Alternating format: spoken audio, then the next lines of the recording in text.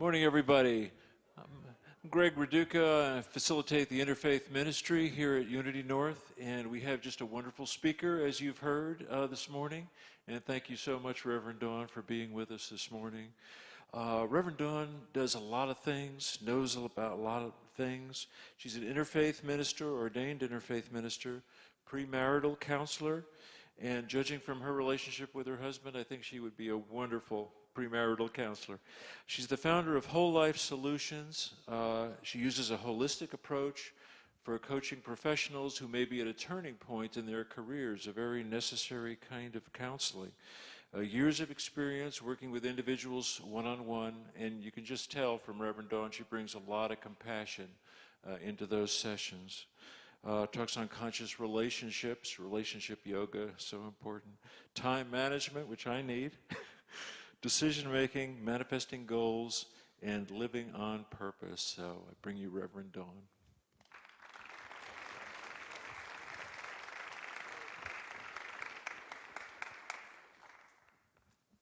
Thank you, Greg. Thank you, Richard. Thank you, Averill. Gosh, it's an honor to be here. Thank you all so much for being here. Would anybody, I know you've all been in your seats for a little bit, anybody feel inspired to come closer? No?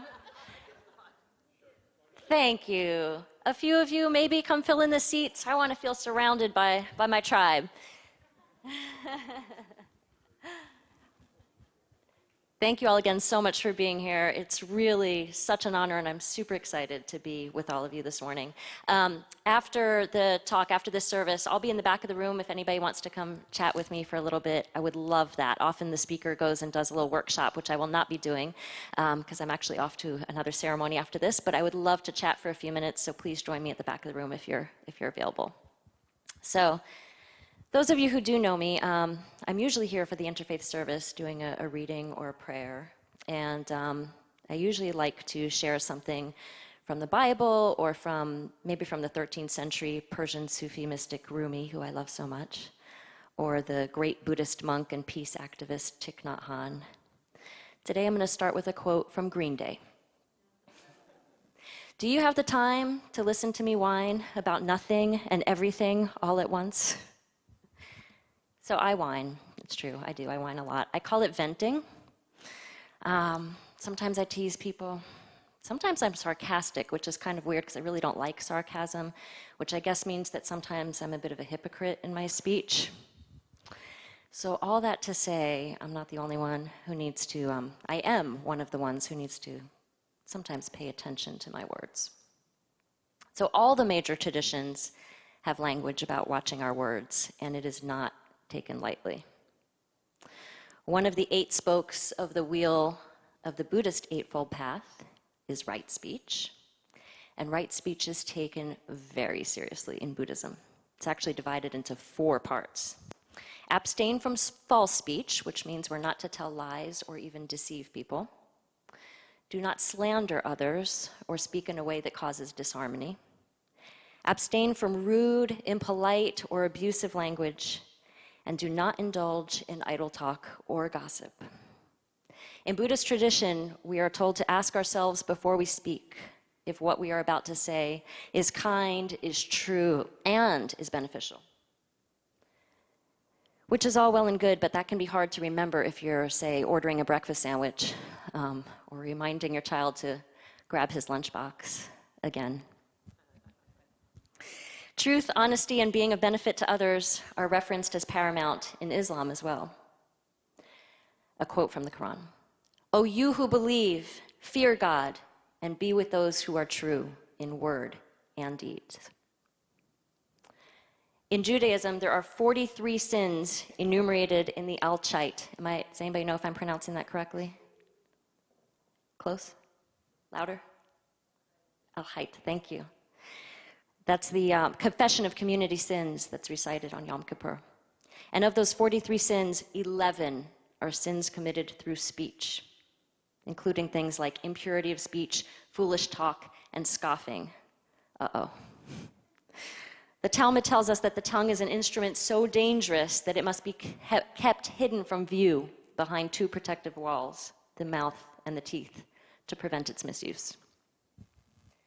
And then there's the Christian perspective. Proverbs chapter 18, verse 21 tells us, "The tongue has the power of life and death, and those who love it will eat its fruit." So now I want to ask you, how many of us can think of a situation where someone hurt us with their words? You can show me. Raise your hands. Has anybody been ever hurt by someone's words? How about when those words were not even spoken directly to you? Things that you heard through the grapevine, things that you know were said behind your back. Raise them higher. Most of us? Now I want to ask you this. That situation that you're thinking of, if it's one or a couple situations, how many of them happened more than a few years ago?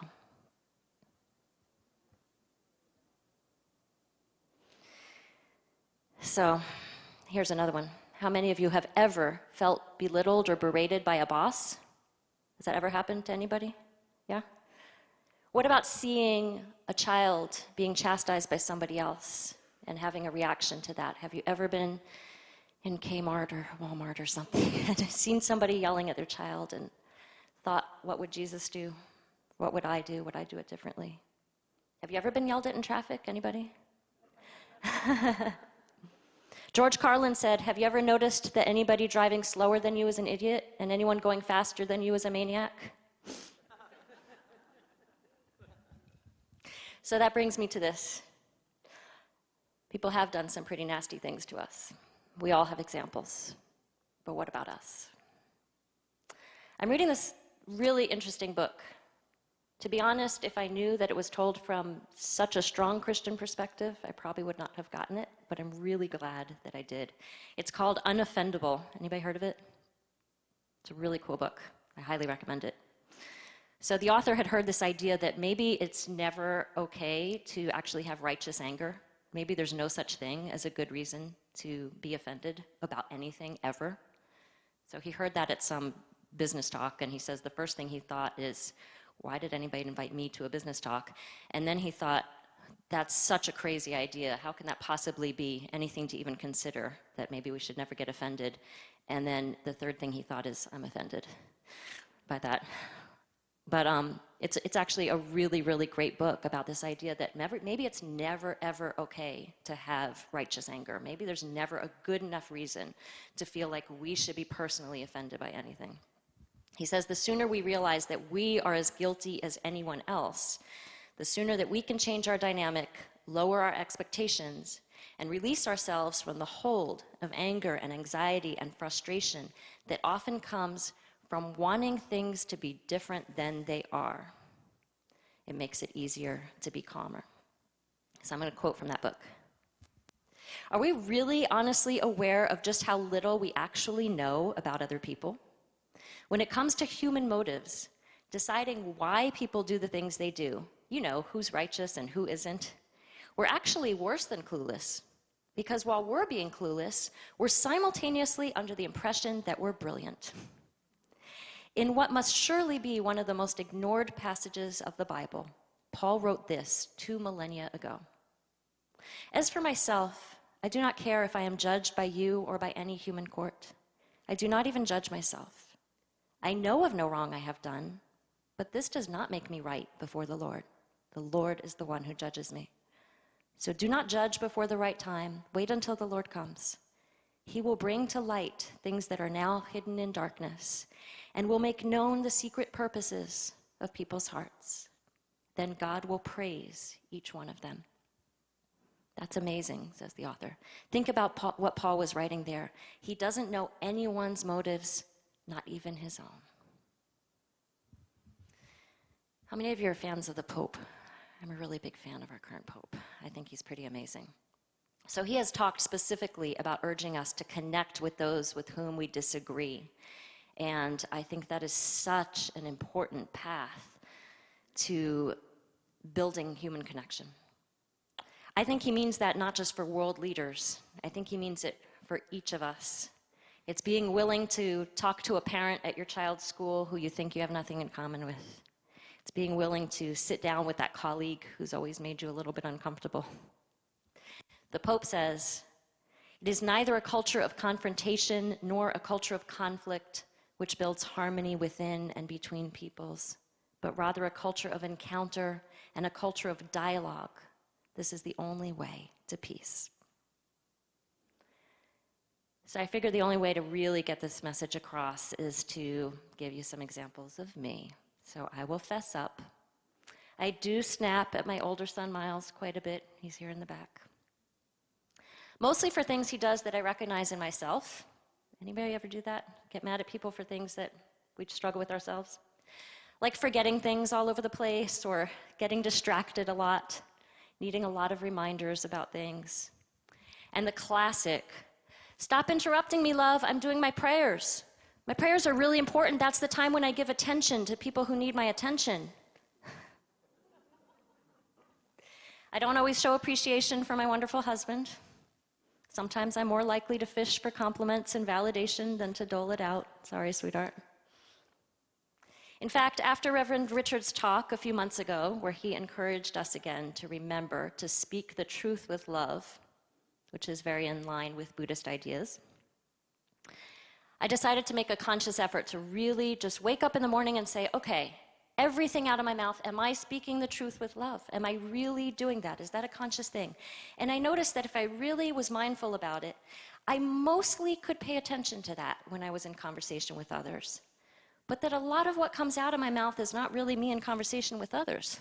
There's a lot of no to the baby. There's a lot of sighing. I liked how Richard said, it's not that you're in hell and you're denying it's hot, but you can put your attention to the things that are good and that are working. It's planting the seeds, right? It's nourishing and paying attention to the things that are right while not denying the things that you struggle with. So I think sometimes it's important to focus on the positive things that we say, really consciously focus on that. But it's also about our tone. It's about smiling when we speak. It's about affirming those around us rather than looking for more attention for ourselves. But just as often, it can be about letting something go. Sometimes our challenge is to be in silence, to just be still, to truly listen. So when we finally speak, our words have power of the kind that we want them to have. In 1 Corinthians 14, verses 18 through 19, Paul says, I thank God that I can speak in tongues more than all of you. But in the church, I would rather speak 5 intelligible words to instruct others than 10,000 words in a tongue. So I thought I'd share with all of you some concrete tips that I have found, some things that I think have worked for myself or people that I've worked with for actually watching our words in day-to-day life. How do we get practical about some of this? If you don't already, and I know most of you do, get yourself a simple morning ritual, something that you're going to do before you grab your phone or your iPad or your computer the minute you wake up. It can be very short and very simple, but it makes a really big difference. And that's because I think often when we're trying to stop ourselves from a habit or trying to put our attention on something, we think about what we'll do in the moment, and that's really important, and I have some tips for that too. But often it's creating a lifestyle, right? You want to set up your day-to-day to be calmer, to be more peaceful, to be centered, to not sweat the small stuff. So make yourself a little morning ritual if you don't already have one. Take a few deep breaths, set an intention for the day, send out prayer or energy if that's meaningful to you, express gratitude, and then see what emails came in throughout the night. Along those same lines, find concrete time for silence or mindfulness. Remind yourself throughout the day of the miracle of being alive, of having a body that is breathing and functioning. One tip is to maybe challenge yourself at any given moment to notice the 3 most beautiful things around you. You can actually, I'm sure there's an app for that. But there are actually things where you can, for example, set your phone to, give you a little mindfulness chime at random times throughout the day, things like that. When you're in conversation, so now for those actual moments when you're encountering somebody else, try listening first. Wake up in the morning and set your intent that, you know what, when I'm in dialogue today, I'm going to let the other person speak first. I'm going to let them have the last word. I'm going to see what happens if I stop myself from responding right away. Do you know there's a Buddhist practice? I don't actually know if anybody who's actually tried this because it would be much of a challenge. There's a practice of having a conversation with somebody where you say one sentence and you wait 30 seconds before the next sentence is spoken. And then the other person speaks a sentence and you wait 30 seconds. Interesting, right? Be aware of the words always and never. I still struggle with this one myself. But if you are having a tense time with a child or a partner and it comes to you always do this and you never do that, even if that feels true, it tends to shut the other person down. So what if you're meeting someone who really, really feels differently about you on something that's a hot button thing? Gun control, Donald Trump, Obamacare. Then what do you do? If you're anything like me and you know that person feels completely differently from you, you either shut down and walk away or go to a place of, come on, where'd you get that? You can't be serious. Anybody do that? So in those situations, I try to remind myself now of what the wonderful speaker Gareth Young said at our interfaith service in August. He said that he asks himself regularly, am I sure?